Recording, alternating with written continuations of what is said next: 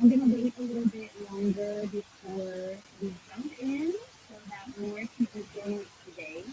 Please let me know if the microphone is working okay. Real sisters in Christ, God bless you all. And I just pray that you enjoy this, okay? So let's start.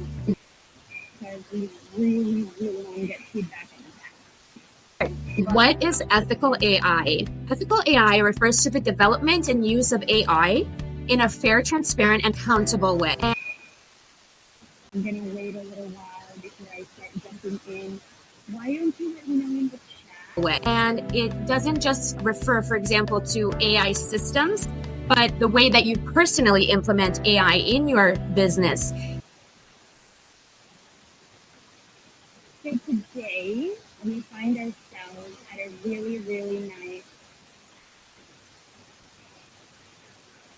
We find ourselves in a really nice place here. If you want to be a leader in your industry and you don't want to just be, the next mediocre coach or the next, yes, we are here.